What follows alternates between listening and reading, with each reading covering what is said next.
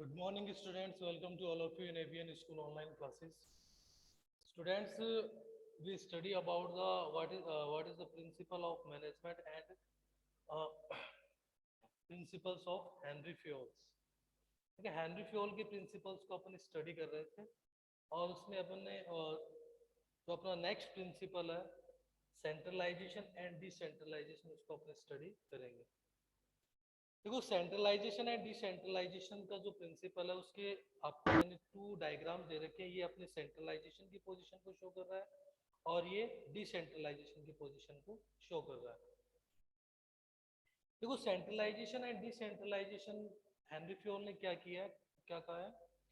Henry Fayol ने कहा है कि कोई भी जो स्मॉल ऑर्गेनाइजेशंस है, ठीक है, स्मॉल ऑर्गेनाइजेशन जहाँ पर क्या होता है बिजनेस एक्टिविटीज है वो क्या होती है लो लेवल पे होती है, ठीक है।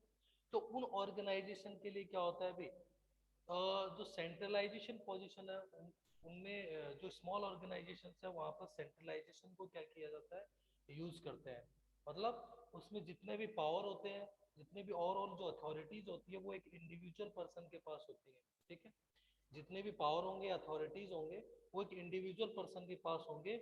और अगर किसी को भी कोई पर्टिकुलर बिजनेस से रिलेटेड अगर कोई भी एक्टिविटीज करनी है, कोई भी डिसीजन लेना है, तो उनको क्या करना होगा, इस इंडिविजुअल पर्सन से अथॉरिटी लेनी होगी, इससे परमिशन लेनी होगी, ठीक है। इससे परमिशन के बाद ही वो क्या कर सकते हैं, बिजनेस से रिलेटेड कोई पर्टिकुलर एक्टिविटीज को कंप्लीट कर सकते हैं। तो सेंट्रलाइजेशन की पोजीशन जो है या सेंट्रलाइजेशन का जो प्रिंसिपल है वो क्यों, जो स्मॉल ऑर्गेनाइजेशंस होती हैं जिनमें बिजनेस एक्टिविटीज जो है वो लो लेवल पे होती है या मिनिमम बिजनेस एक्टिविटीज होती हैं, तो उन स्मॉल ऑर्गेनाइजेशंस के लिए क्या होता है भाई, सेंट्रलाइजेशन की पोजीशन जो होती है वो क्या होती है, बेनिफिशियल होती है। क्यों? क्योंकि इसमें क्या होता है एक इंडिविजुअल पर्सन जो होता है वो क्या करता है, क्योंकि बिजनेस क्राइटेरिया क्या होता है लिमिटेड, और उस बिजनेस क्राइटेरिया लिमिटेड क्राइटेरिया को एक इंडिविजुअल पर्सन क्या करता है, हैंडल करता है। तो जितने भी अथॉरिटीज और पावर वो एक इंडिविजुअल पर्सन के पास होते हैं। और अगर कोई भी एम्प्लॉइज या वर्कर्स है, कोई भी बिजनेस से रिलेटेड कोई भी पर्टिकुलर अगर एक्टिविटी कर रहा है, तो उनको क्या करना होता है, उस इंडिविजुअल पर्सन से परमिशन लेनी होती है। तो ये क्या होता है भी, सेंट्रलाइजेशन होता है, ठीक है। सेंट्रलाइजेशन स्मॉल ऑर्गेनाइजेशंस के लिए क्या होता है, बेनिफिशियल होता है। और इसमें क्या होते हैं भी, जितने भी बिजनेस से रिलेटेड पावर्स होते हैं, ठीक है, अथॉरिटीज होती हैं, वो एक इंडिविजुअल पर्सन के पास है, ठीक है। अगर किसी को भी कोई पर्टिकुलर वर्क करना है तो उनको क्या करना होगा बिजनेस से रिलेटेड, तो उनको उस इंडिविजुअल पर्सन से क्या करना होगा, परमिशन लेनी होगी, ठीक है। ये होगा स्मॉल के लिए।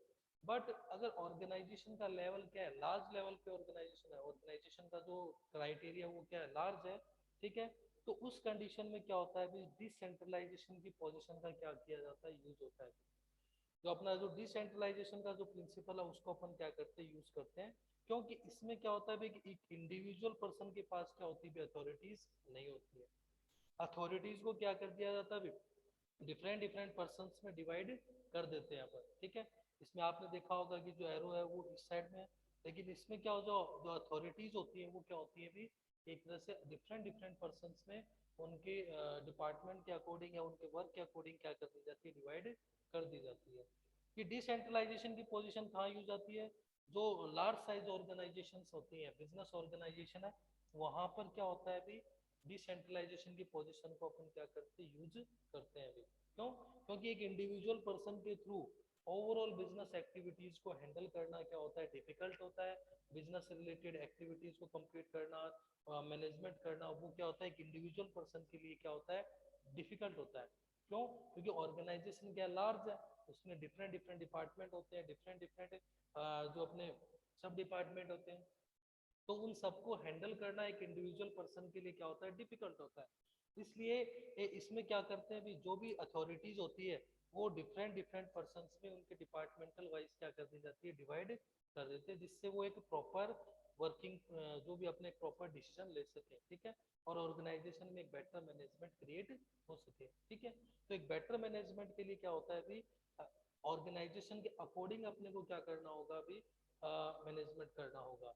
अगर स्मॉल ऑर्गेनाइजेशन है तो वहां पर सेंट्रलाइजेशन की पोजीशन का यूज होगा, एंड लार्ज साइज ऑर्गेनाइजेशन है तो वहां पर डिसेंट्रलाइजेशन की पोजीशन का अपन क्या करेंगे, यूज करेंगे। ठीक है, तो सेंट्रलाइजेशन ये तो क्या होता है, अथॉरिटी रिसीवर, इसमें तो सारी अथॉरिटी एक इंडिविजुअल पर्सन के पास होती है, ये तो अथॉरिटी। ठीक है, और ये क्या होता है, अथॉरिटी गिवर।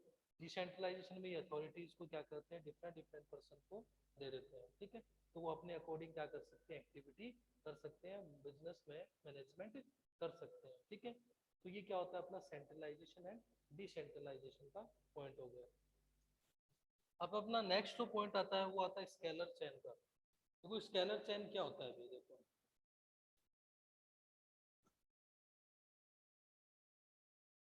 हेनरी फ्योल का जो नेक्स्ट प्रिंसिपल है स्केलर चेन, उसको अपन देखते हैं।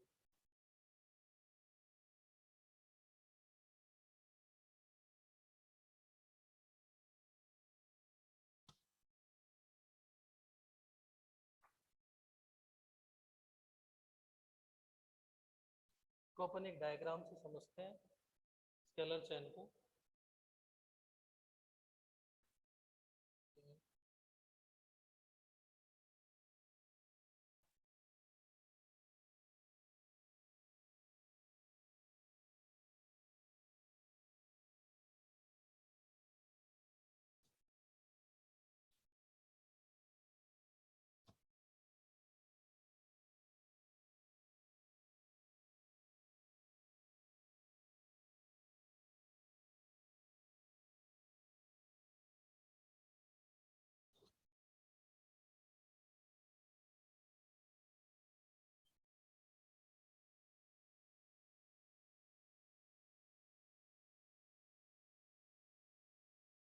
देखो क्या होता है, ये स्केलर चेन का एक डायग्राम अपन ने बनाया। देखो इसमें क्या होता है, हेनरी फ्योल ने क्या कहा है कि कोई भी पर्टिकुलर कोई भी ऑर्गेनाइजेशन है, तो उनमें जो भी कम्युनिकेशंस होता है या जो भी अथॉरिटीज या रिस्पॉन्सिबिलिटीज का जो एक वे होता है वो क्या होना चाहिए, सिस्टमेटिकली होना चाहिए। मतलब अगर कम्युनिकेशन करना है या कोई अथॉरिटीज प्रोवाइड करानी है या कोई पर्टिकुलर कोई रिक्वेस्ट है, तो उसका एक सीक्वेंस होना चाहिए, उनका एक वे होना चाहिए। जैसे सपोज दैट अगर ए को क्या करना है अभी, ई को ऑर्डर देना है, तो वो डायरेक्ट क्या नहीं करेगा, ई को ऑर्डर नहीं देगा, वो एक सीक्वेंस में देगा। मतलब ए के जो नीचे ए किसको ऑर्डर देगा, बी को, बी के नीचे कौन काम कर रहा है, सी, तो सी इसको ऑर्डर देगा, सी किसको देगा, डी को, और डी कहाँ तक पहुंचाएगा उस ऑर्डर को, ई तक क्या करेगा, सेंड करेगा। तो वो बोल रहा है कि ऑर्गेनाइजेशन में कोई भी एक्टिविटीज होती हैं, तो वो उनका एक क्या होना चाहिए, एक सीक्वेंस होना चाहिए। ठीक है, कोई भी अगर कम्युनिकेशन हो रहा है या कोई अथॉरिटीज प्रोवाइड हो रही है या कोई रिक्वेस्ट हो रही है, तो उनका क्या होगा, एक सीक्वेंस होगा। ठीक है, अगर सपोज दैट मान लो कि अगर डी को क्या करना है, ए से रिक्वेस्ट करनी है, तो रिक्वेस्ट करेंगे तो उसका फ्लो क्या होगा, ये डायरेक्ट उससे क्या नहीं कर सकता है, अभी ई से ए से कांटेक्ट नहीं कर सकता है, क्योंकि ए उसके क्या टॉप लेवल पे है। तो अगर ये क्या करेगा, एक स्टेप्स को क्या करेगा, फॉलो करेगा। मतलब डी किससे कौन किससे रिक्वेस्ट करेगा, सेंड सी को करेगा, सी किसको सेंड करेगा, बी को, और बी किसको करेगा, ए। तो इस वे में क्या होना चाहिए भी, ये बोल रहा है कि कम्युनिकेशन या अथॉरिटी या रिस्पॉन्सिबिलिटीज का जो सीक्वेंस होता है वो इस तरह से स्टेप बाय स्टेप होना चाहिए। ठीक है, डायरेक्ट क्या नहीं होना चाहिए, कम्युनिकेशन नहीं होना चाहिए। जैसे कि एग्जांपल अपन लेते हैं, जैसे फॉर एग्जांपल एफ है। ठीक है, एफ को अगर मान लो कि पी को क्या करना है, अभी पी से कोई पर्टिकुलर कोई कम्युनिकेशन करना है, तो एफ क्या करेगा, अगर एक सीक्वेंसली अगर अपन फॉलो करेंगे, तो उस कंडीशन में एफ पहले ई को, ई से क्या करेगा, कम्युनिकेशन करेगा, ई डी से, डी सी से, सी बी से, बी ए से। पहले यहाँ तक क्या आएगा, वो फ्लो आएगा, मतलब कम्युनिकेशन सेंड होगा। फिर बाद में ए से एल, एम, एन, ओ और पी तक वो क्या होगा, कम्युनिकेशन सेंड होगा। तो इस सीक्वेंस को अपने को क्या करना होगा, फॉलो करना होगा, किसके अकॉर्डिंग, स्केलर चेन के अकॉर्डिंग। हेनरी फेयर ने स्केलर चेन के बेसिस पे बोला कि कम्युनिकेशन का एक ये वे होना चाहिए। ठीक है, हेनरी फ्योल ने कहा है कि स्केलर चेन में कोई भी अगर पर्टिकुलर कम्युनिकेशन है, वो स्टेप बाय स्टेप होना चाहिए। ये नहीं कि एक जो लो डिपार्टमेंट का जो पर्सन है वो डायरेक्ट हाई डिपार्टमेंट या हाई लेवल मैनेजमेंट से क्या करे, डायरेक्ट कांटेक्ट करे, ये पोजीशन नहीं होनी चाहिए। ठीक है, तो उसमें क्या उनको स्टेप्स को क्या करना होगा, फॉलो करना होगा। ठीक है, तो ये बट ये तो क्या हो गया अपना स्केलर चेन हो गया। इसमें अपने को स्टेप बाय स्टेप, अगर कोई रिक्वेस्ट है तो वो भी स्टेप बाय स्टेप होगी, अथॉरिटीज अगर प्रोवाइड हो रही है तो वो भी स्टेप बाय स्टेप होंगी, एंड अगर कोई पर्टिकुलर कम्युनिकेशन करना है तो वो भी स्टेप बाय स्टेप होगा। ठीक है, तो उसमें क्या होगा, इसमें स्टेप्स को अपने को क्या करना होगा, फॉलो करना होगा। ठीक है, तो ये हेनरी फ्योल ने बताया भी। इसमें एक पॉइंट बना हुआ है, एक लाइन बनी हुई है, गैंग प्लैंक। देखो ये गैंग प्लैंक क्या होता है अभी, गैंग प्लैंक क्या होता है अभी, ये क्या होता है अभी, कोई इमरजेंसी ऑर्गेनाइजेशन में अपन ने वो देखा कि भी स्टेप्स को फॉलो करना है, बट इन्हें इन्हें इमरजेंसी, अगर कोई इमरजेंसी की पोजीशन है, ठीक है, ऑर्गेनाइजेशन में हो जाए कि कोई ऐसी एक्टिविटी है जो ऑर्गेनाइजेशन के लिए क्या है, बहुत ज्यादा कंपल्सरी है, ठीक है, तो अगर कोई इमरजेंसी आ जाती है तो उस कंडीशन में क्या कर सकते हैं, ये डायरेक्ट कम्युनिकेशन कर सकते हैं।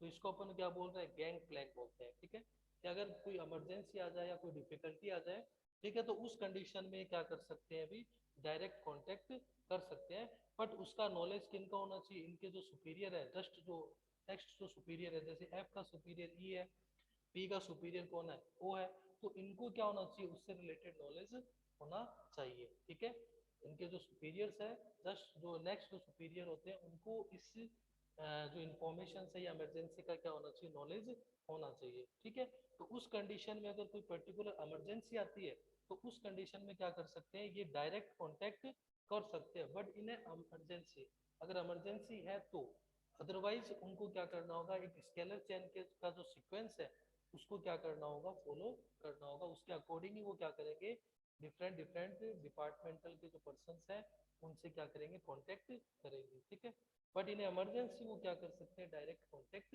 कर सकते हैं। ठीक है, तो ये क्या होता है, अपना स्केलर चेन होता है। ठीक है, अब अपना जो नेक्स्ट जो प्रिंसिपल आता है वो आप देखिए,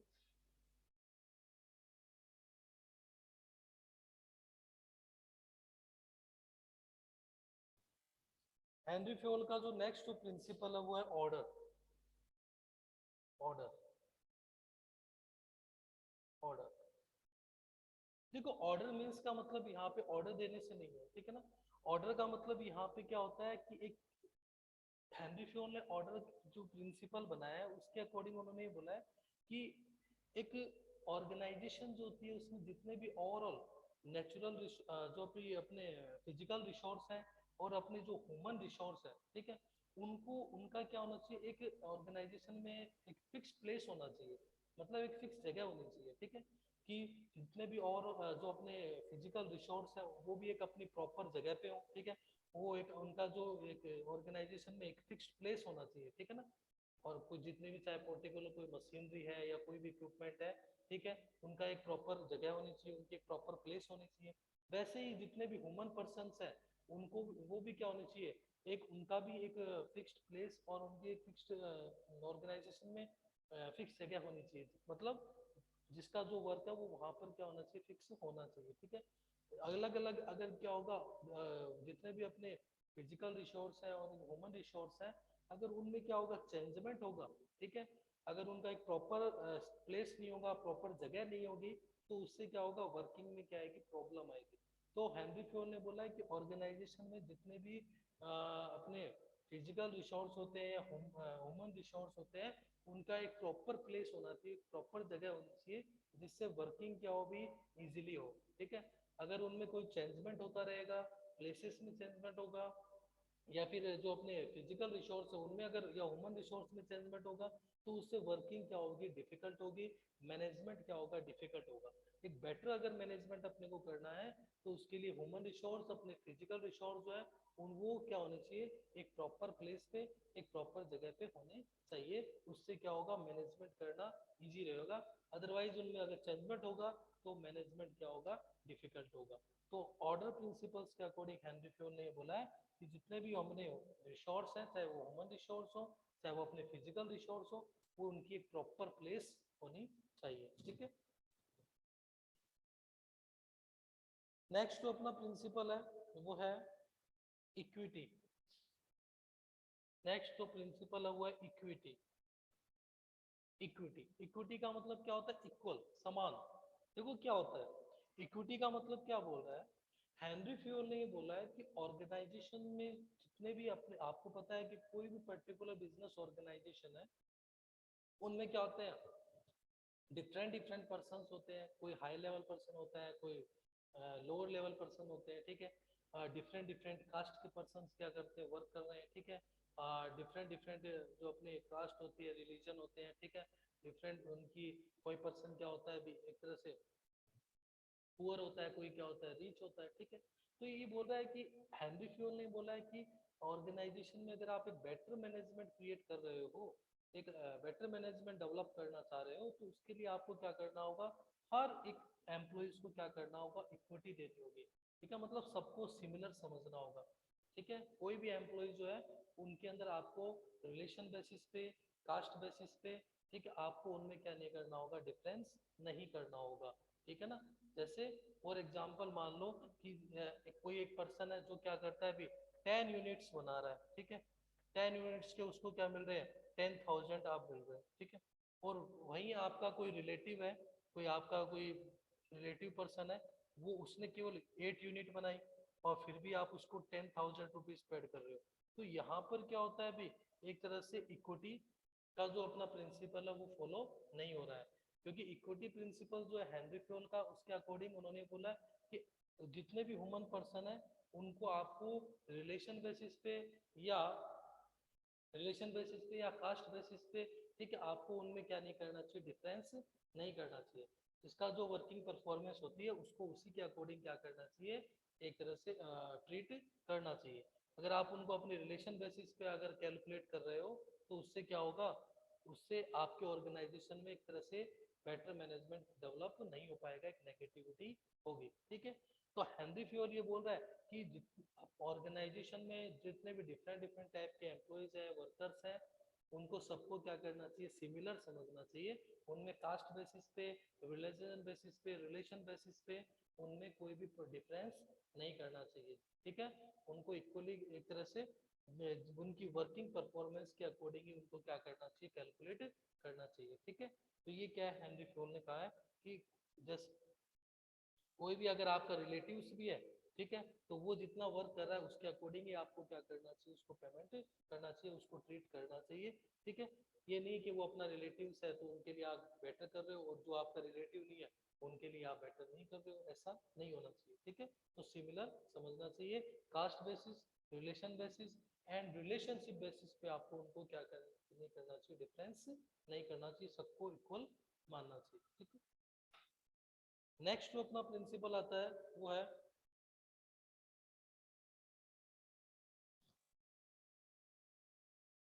stability of personal, stability of personal, stability of personal, stability of personal. देखो स्टेबिलिटी ऑफ पर्सनल का मतलब क्या होता है, हेनरी फ्योल का जो नेक्स्ट प्रिंसिपल है वो है स्टेबिलिटी ऑफ पर्सनल्स। मतलब जो पर्सनल्स का मतलब जो एम्प्लॉइज है, वर्कर है, वो क्या होनी चाहिए, स्टेबिलिटी होनी चाहिए, उनमें फिक्स होने चाहिए। हेनरी फ्योल ने बोला कि ऑर्गेनाइजेशन में जो अपने जितने भी एम्प्लॉइज हैं या वर्कर्स हैं वो क्या होने चाहिए, ऑर्गेनाइजेशन में लॉन्ग टाइम तक क्या होने चाहिए, स्टेबल होने चाहिए।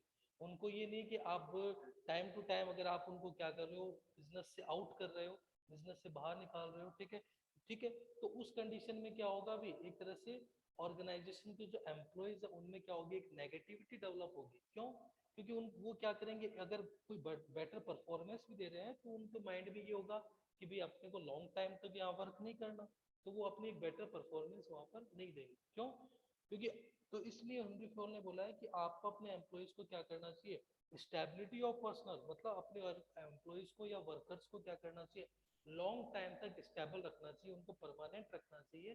क्योंकि अगर आप उनको क्या करोगे, चेंज करते रहोगे टाइम टू टाइम, तो वो एक अपनी बेटर परफॉर्मेंस, उनमें अगर जो कैपेसिटी है उसके अकॉर्डिंग वो क्या नहीं करेंगे, अपनी परफॉर्मेंस नहीं देंगे, ठीक है। तो हेनरी फ्योल ने बोला है कि स्टेबिलिटी ऑफ पर्सनल का मतलब एम्प्लॉइज को या वर्कर्स को क्या करना चाहिए, ऑर्गेनाइजेशन में परमानेंट रखना चाहिए, उनको स्टेबल रखना चाहिए, उनको क्या करना चाहिए, टाइम टू टाइम ऑर्गेनाइजेशन से आउट नहीं करना चाहिए, ठीक है, कहाँ तक हो सके उनको क्या करना चाहिए, ऑर्गेनाइजेशन में परमानेंट रखना चाहिए, ठीक है। तो हेनरी फ्यूल ये बोल रहे हैं stability of personnel means organisation में जितने भी एम्प्लॉइज है या वर्कर्स है उनको क्या रखो, परमानेंट रखो, ठीक है, जिससे क्या होगी वो अपनी बेटर परफॉर्मेंस देंगे, वो अपने लिए क्या होगा, बेनिफिशियल होगा, ऑर्गेनाइजेशन के लिए क्या होगा, बेनिफिशियल, ठीक है। उसके बाद में जो अपना नेक्स्ट प्रिंसिपल आता है वो आता है इनिशिएटिव।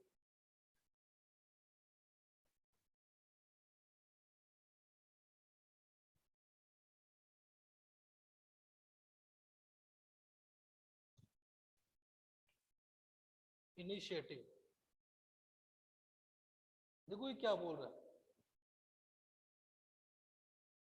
सर आपकी आवाज बहुत धीरे आ रही है।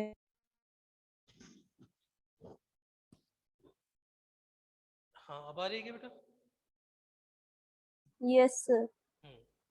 इनिशिएटिव नेचर, ये स्टेबिलिटी ऑफ पर्सन का मतलब आपको बताया, स्टेबिलिटी ऑफ पर्सन का मतलब क्या हुआ कि एम्प्लॉयज में जो वर्कर्स है या एम्प्लॉयज है वो क्या होने चाहिए, भी स्टेबल होने चाहिए, लॉन्ग टाइम तक उनको आपको ऑर्गेनाइजेशन में स्टेबल रखना चाहिए, ठीक है, उनको टाइम टू टाइम उनको ये नहीं है कि उनको आप ऑर्गेनाइजेशन से क्या कर रहे हो, आउट कर रहे हो, ठीक है।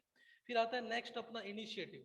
इनिशिएटिव में क्या होता है अभी, ये बोल रहा है कि हेनरी फ्यूल ने कहा है कि ऑर्गेनाइजेशन में आपको इनिशिएटिव नेचर्स को क्या करना चाहिए, डेवलप करना चाहिए, ठीक है ना।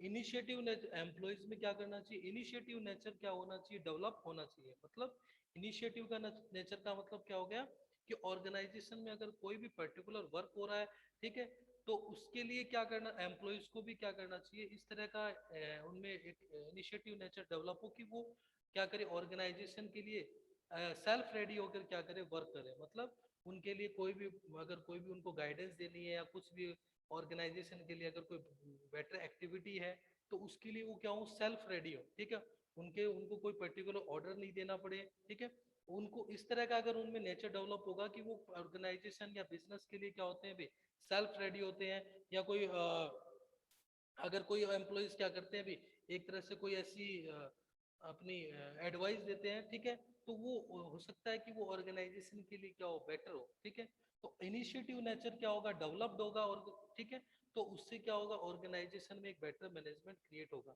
ठीक है।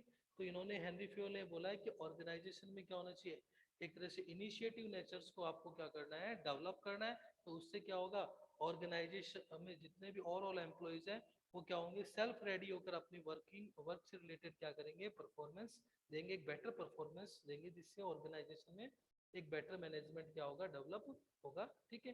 तो हेनरी फ्यूल ने इसकी क्या किया, इनिशिएटिव नेचर का जो प्रिंसिपल है उसको क्लेरिफाई किया है अभी, ठीक है।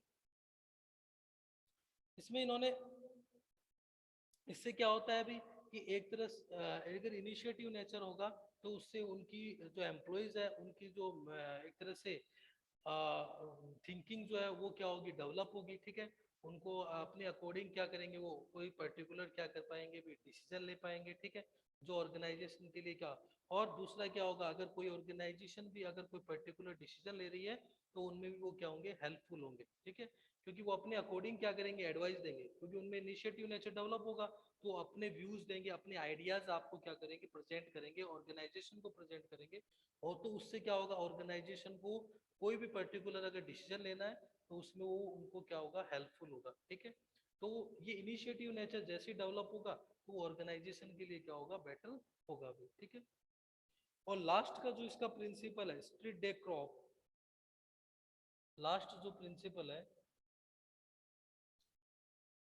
Spirit day crops, split day crops, देखो स्प्लिट डे क्रॉप्स का मतलब क्या होता है, मतलब हेनरी फ्यूल ने कहा है कि ऑर्गेनाइजेशन में आपको एक तरह से टीम स्पिरिट को क्या करना चाहिए, डेवलप करना चाहिए, टीम जो होती है, ठीक है, उस स्पिरिट को आप अगर डेवलप करोगे तो ऑर्गेनाइजेशन डेफिनेटली क्या होगी, सक्सेसफुल होगी, वहां का मैनेजमेंट क्या होगा, डेफिनेटली सक्सेसफुल होगा, ठीक है। तो ये बोल रहा है कि एक यूनिटी होता है, एक जो टीम स्पिरिट होता है, उसको आपको अपनी ऑर्गेनाइजेशन में क्या करना है। हेनरी फ्योल ने बोला है कि एक मैनेजर जो होता है, उस मैनेजर को क्या करना चाहिए, अपनी ऑर्गेनाइजेशन में टीम स्पिरिट्स को डेवलप करना चाहिए।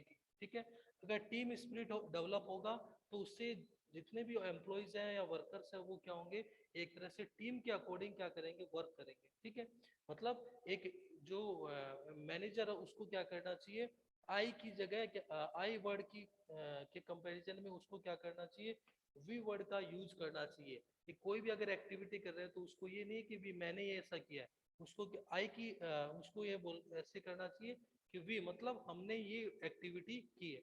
अगर वो वी वर्ड का यूज करेंगे, ठीक है, ये नहीं कि अगर वो कोई भी एक्टिविटी होगी हो, ऐसे हो सकता है कि वो एक्टिविटी मैनेजर ने ही की हो, ठीक है, बट उसको टोटल जो क्रेडिट है वो अपने आप को नहीं देना चाहिए। मतलब टोटल ऑर्गेनाइजेशन के जो एम्प्लॉयज है या वर्कर्स है, उन सबको क्या करना चाहिए, उस क्रेडिट, उस वर्क से रिलेटेड जो क्रेडिट है वो सबको प्रोवाइड करवाना चाहिए, सबको देना चाहिए। एक इंडिविजुअल को वो क्रेडिट न देकर उसको सबको क्या करना चाहिए, वो क्रेडिट देना चाहिए। तो वो यूनिटी कब डेवलप होगी भी, वो टीम स्पिरिट कब डेवलप होगा, जब आप इस टाइप के वर्ड्स का क्या करोगे, यूज करोगे। ठीक है ना, आई की जगह आपको क्या करना है, वी वर्ड का क्या करना है, यूज करना होता है। कि मैंने ऐसा किया, ऐसे नहीं, आपको ऐसे बोलना है कि हमने ये वर्क किया है। तो उससे क्या होगा, एक यूनिटी बनेगी, एक टीम स्पिरिट क्या होगी, ऑर्गेनाइजेशन में डेवलप होगी। तो हेनरी फ्योल ये बोल रहे हैं कि अगर आप एक बेटर मैनेजमेंट डेवलप करना चाह रहे हो, बेटर मैनेजमेंट क्रिएट कर रहे हो इन ऑर्गेनाइजेशन, तो आपको टीम स्पिरिट अगर आप डेवलप करना चाह रहे हो तो उसके लिए आपको क्या करना होगा, एक तरह से इस टाइप के वर्ड्स का यूज करना होगा, या इस टाइप के मेथड को यूज करना होगा। जैसे आई की जगह आपको बी का यूज करना है, ठीक है ना।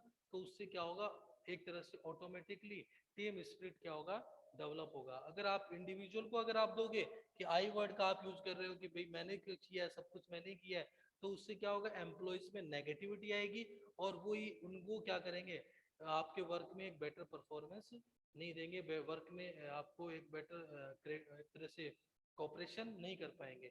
तो उसके लिए आपको क्या करना होगा, आई की जगह वी वर्ड का यूज करना होगा। इस तरह की टीम स्पिरिट टीम बनानी होगी, टीम स्पिरिट डेवलप करनी होगी। ठीक है, तो ये हेनरी फ्योल ये बोल रहे हैं कि स्पिरिट क्रॉप्स का मतलब ये होता है कि अगर आप ऑर्गेनाइजेशन में टीम स्पिरिट क्या होनी चाहिए, डेवलप होनी चाहिए। विदाउट टीम स्पिरिट अगर आप ऑर्गेनाइजेशन में बेटर मैनेजमेंट करना चाह रहे हो तो वो पॉसिबल नहीं है।